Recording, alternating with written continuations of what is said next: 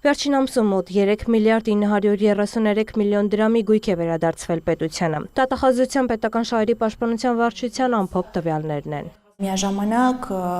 վերականգնվել են շուրջ 238 միլիոն դրամ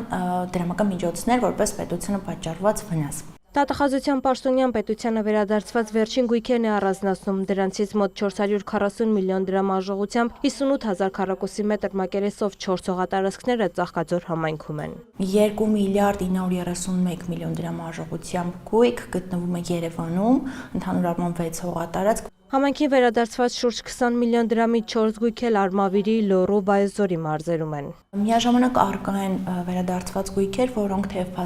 սեփականության իոնքով պատկանում էին համայնքին, սակայն համայնքը զրկված էր դրանց փաստացի տիրապետման հնարավորությունից։ Մասնավորապես դրանք կառուցապատման իրավունքով կամ վարձակալական իրավունքներով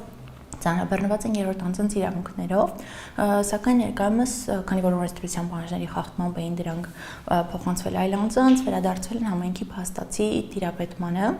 եւ այս գույքերի հանրագումարը կազմում է 280 միլիոն դրամ։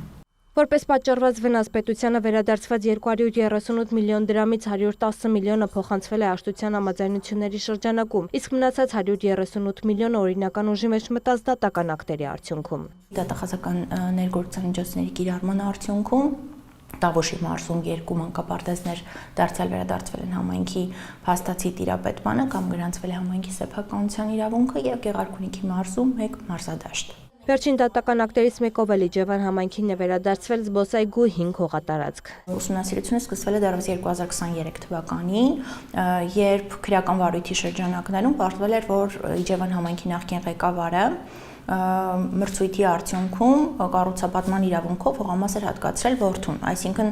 պայմանագիր էր կնքել որդու հետ տարեկան 45,000 դրամ վարձավճարով, այնուհետև որդին նշված հողատարածքը կառուցապատման իրավունքը 19 միլիոն դրամով օտարել էր այլ անձանց։ Տատախազության պաշտոնյայի խոսքով, քանի որ հողատարածքը 3 տարուց ավելի չէր օգտագործվել ըստ նպատակային նշանակության, ուստի դատախազությունը հայց էր ներկայացրել դատարան նշված հողամասի նկատմամբ անձի կառուցապատման իրավունքի դադարեցման պահանջով, որը բավարարվել է։ Պարզվեց, որ այնտեղ եւս 16 անձանց կառուցապատման իրավունք է գրանցված, այսինքն 16 առանձին գույքային միավորներ ամբողջ զբոսայգու տարածքում կառուցապատման իրավունքով տրամադրված են անձանց, սակայն դարձյալ օրենսդրությամբ կանխորոշված ժամկետներում դրանք չեն օգտագործվում։ Եվ հետեւաբար դատախազության կողմից 16 հայցեր ներկայացվեցին դատարան։ 16 հայցերից 8-ը բավարարվել է, որից 4-ը մտել է օրինական ուժի մեջ, 8-ի մասով քննությունը դեռ շարունակվում է։ Ընդհանուր առմամբ դատախազության պետական շահերի պաշտպանության վարչությունը վերջին 8 ամսում գույքերի վերադարձման պահանջով 183 հայց է ներկայացրել դատարան։ Տաթև Խաչատրյան, Ռաֆիկ Սողոմոնյան, լուրեր։